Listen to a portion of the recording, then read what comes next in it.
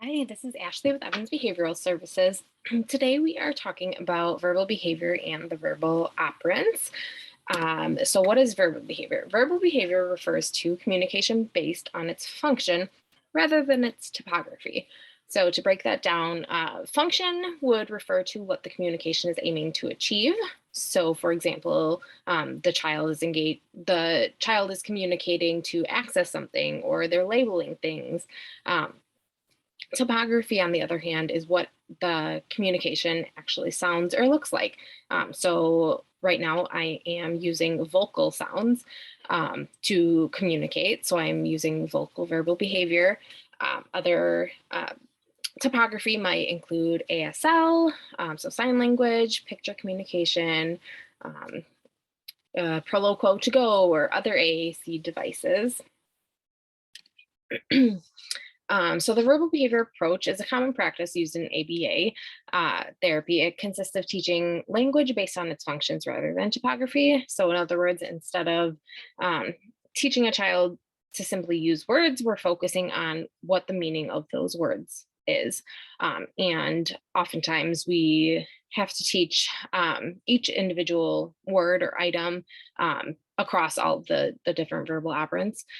So if a child knows how to label a picture of a ball, that doesn't necessarily mean that they can also mand for a ball. So the verbal behavior approach works on teaching the child to communicate the different language based on its functions.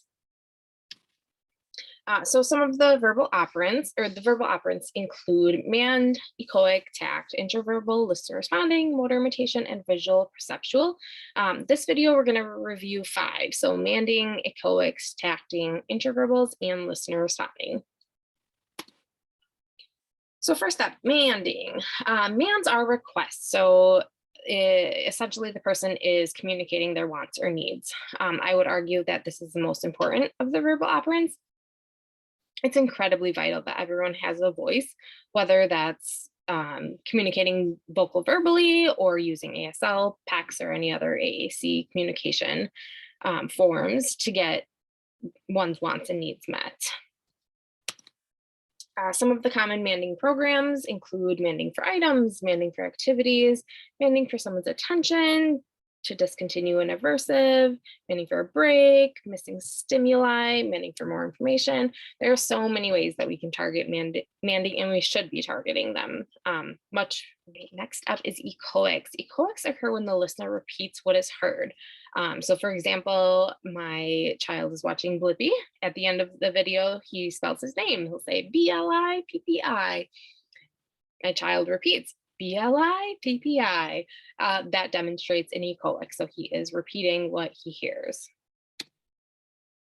Echoics are often targeted as a bridge between echoics and manding.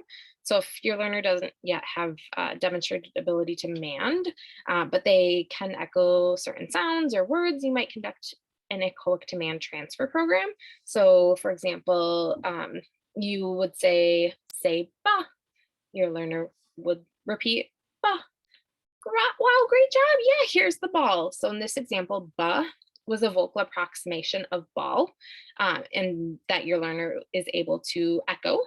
And then by turning that echoic target into a mand, by using their motivation and giving them the ball when they echo that, your learner will learn to associate ba, a sound that they can make, with the ball, and say ba when they want the ball. Next up is tact. Tacting refers to labeling things within one's environment. So for example, your child hears an airplane, they look up and shout airplane. So they're labeling the sight and sound of that airplane. Some common tacting programs include tacting tangible items, tacting yes and no, pronouns, emotions, actions. Again, lots of options for labeling beyond just labeling tangible items in your environment. Intraverbals occur when a speaker responds to another speaker in conversation. So when you think of intraverbals, think about like a back and forth conversation. So if you were communicating with me as I'm telling you about intraverbals and you were responding, oh yeah, okay, that's great. That back and forth would be and intraverbal. There are many ways intraverbals are targeted. Here are a few personal information questions, intraverbal fill-ins related to things in one's environment, songs, who, what, when, where, why questions, reciprocating conversations, um, lots of different conversational ways that we can program intraverbals. And then last on the list today is listener responding. So these goals often, listener responding involves a listener responding to the request of another person by demonstrating an action. So essentially it's following instructions. You tell them to do it and they complete that instruction. So for example, I tell my son, go get your shoes. He runs and gets them and returns them to me. His action of going and getting those shoes would be a listener response. Listener responding goals often start with some like simple, basic single step instructions like clap, high five. Of course, it depends on your learner's prerequisite skills, what they're already able to do. And then gradually you'll make them more challenging as they demonstrate more progress. Of course, keep in mind age normed expectations when programming for listener responding goals, and really when programming for any goals.